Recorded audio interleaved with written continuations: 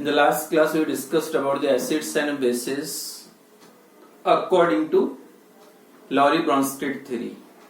Acid is the substance which donate the proton, and base is the substance which accept the proton. मतलब proton acceptor is base and proton donor is acid according to Lowry-Bronsted theory.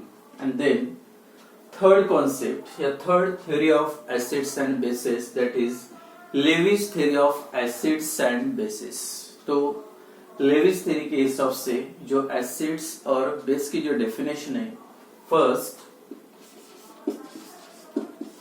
Acid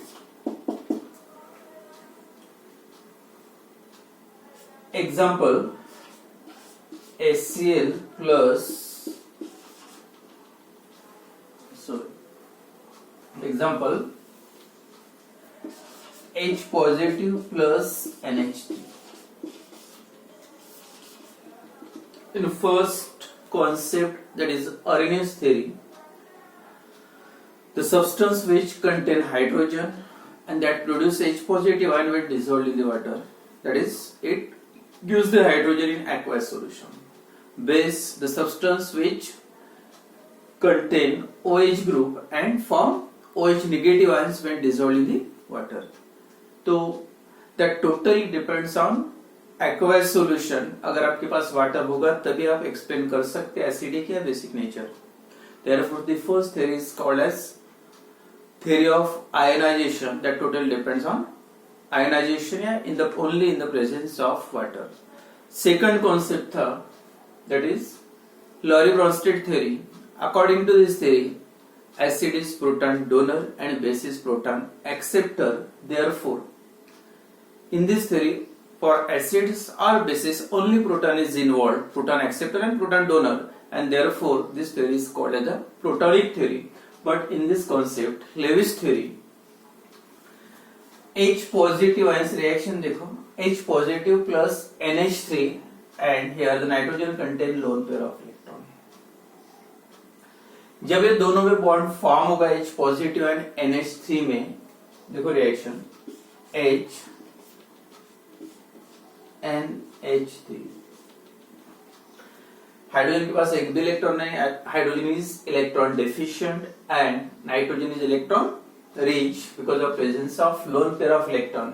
यहाँ पे ये जो bond दिख रहा है आपको, this bond form by the sharing of electron, but both the electrons are shared by nitrogen.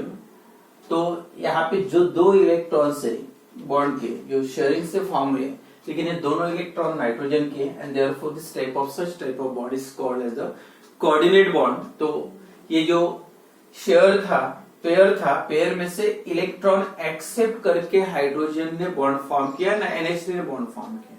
तो यहाँ पे जो बॉन्ड फॉर्म हो रहा by sharing of electron pair या by sharing of lone pair of electron, तो इलेक्ट्रॉन शेयर करके या इलेक्ट्रॉन एक्सेप्ट करके बॉन्ड फॉर्म होता है तो हाइड्रोजन ने, और ये जो बॉन्ड एक्सेप्ट, इलेक्ट्रॉन एक्सेप्ट कौन कर रहा, हाइड्रोजन, और यहाँ पे जो डोनेट कौन कर रहा, nitrogen from ammonia. And therefore in this reaction यहाँ पे सिर्फ इलेक्ट्रॉन्स का इन्वॉल्वमेंट होता है. नाइट्रोजन इलेक्ट्रॉन डोनेट कर रहा और हाइड्रोजन इलेक्ट्रॉन एक्सेप्ट कर रहा, एंड देयरफॉर हाइड्रोजन को आप बोल सकते एसिड और NH3 को बोल सकते बेस. तो क्या हुआ इसका मतलब, हाइड्रोजन ने इलेक्ट्रॉन एक्सेप्ट करके कोऑर्डिनेट बॉन्ड फॉर्म किया और नाइट्रोजन ने इलेक्ट्रॉन डोनेट करके कोऑर्डिनेट, मतलब नाइट्रोजन का मतलब अमोनिया ने, तो अमोनिया को बोल सकते हो बेस एंड हाइड्रोजन को बोल सकते एसिड. तो क्या हो गई डेफिनेशन एसिड की, any species that accept the share in an electron pair, जो इलेक्ट्रॉन का पेयर था ये नाइट्रोजन के पास, वो इलेक्ट्रॉन एक्सेप्ट करके जो या एक्सेप्ट करता है उसको बोलना है एसिड, और जो या any species that donates the share in an electron pair, जैसे नाइट्रोजन ने, अमोनिया में जो नाइट्रोजन प्रेजेंट है उसने इलेक्ट्रॉन डोनेट किया, तो नाइट्रोजन मतलब अमोनिया को आप बोल सकते बेस. तो व्हाट इज एसिड, क्या acid, an species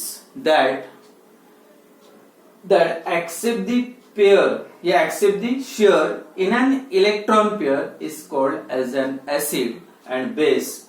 Any species that donates the electron या donates the share in an electron pair is called as a base. Or the species that accept the electron and form a coordinate bond is called as the acid, and the species that donate the electron pair and donates the lone pair of electron and form a coordinate bond is called as a base. तो electron acceptor जो होता है वो base है, acid है, और जो electron donor होता है वो एक्ट्स एज अ बेस. तो इसमें जो टोटली जो इन्वॉल्वमेंट होता है इलेक्ट्रॉन्स का, तो electron acceptor and electron donor.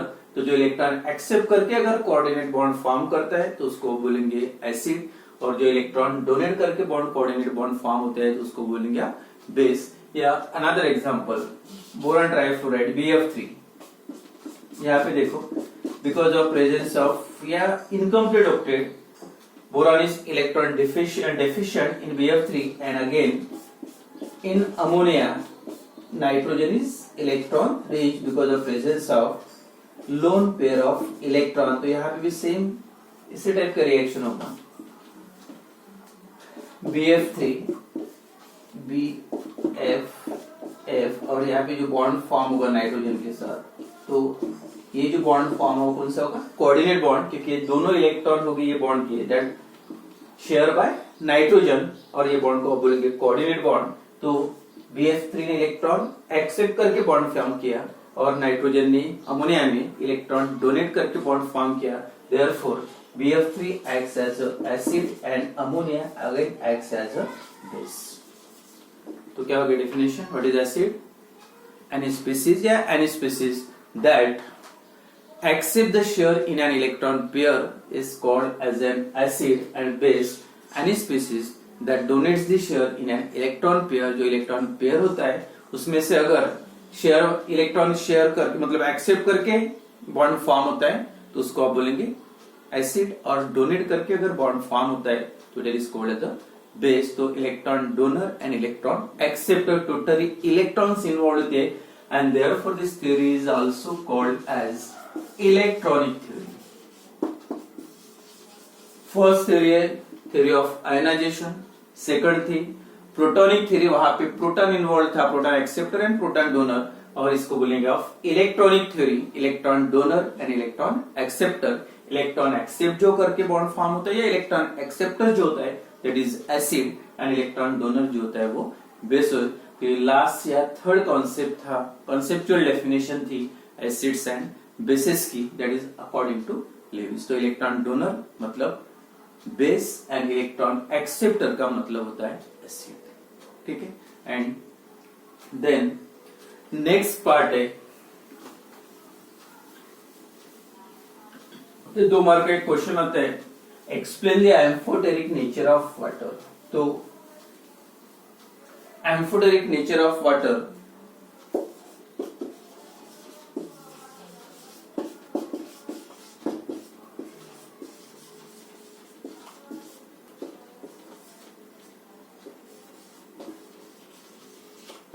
दो मार्क के लिए क्वेश्चन आता है, explain the amphoteric nature of water. Amphoteric generally जो भी सब्सटेंसेस होते हैं 2 टाइप्स के होते हैं, acidic and basic.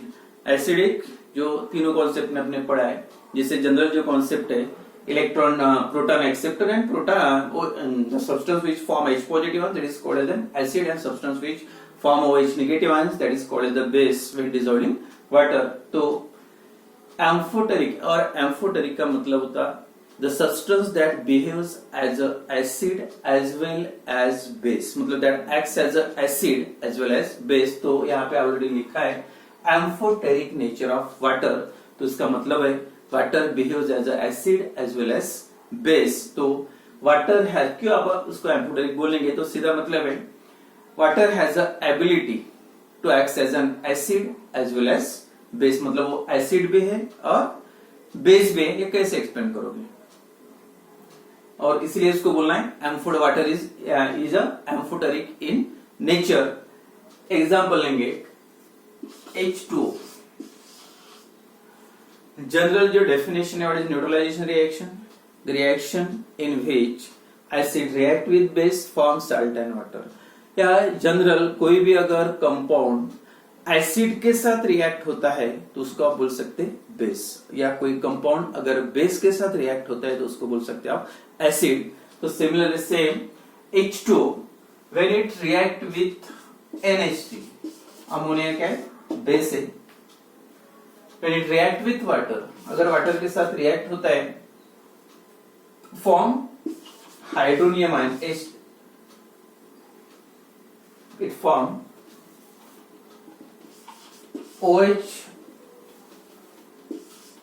negative ion and NH4 positive ion। क्या दिख रहा है यहाँ पे? In this reaction OH negative ion form हुआ। OH नेगेटिव आयन फॉर्म कौन कर सकता है? अगर डिसॉल्व करने के बाद OH नेगेटिव आयन फॉर्म होता है मतलब वो बेस है, और रिएक्ट किसके साथ मतलब NH3 के साथ, जिससे एसिड बेस न्यूट्रलाइजेशन का मतलब होता है acid react with base form salt and water.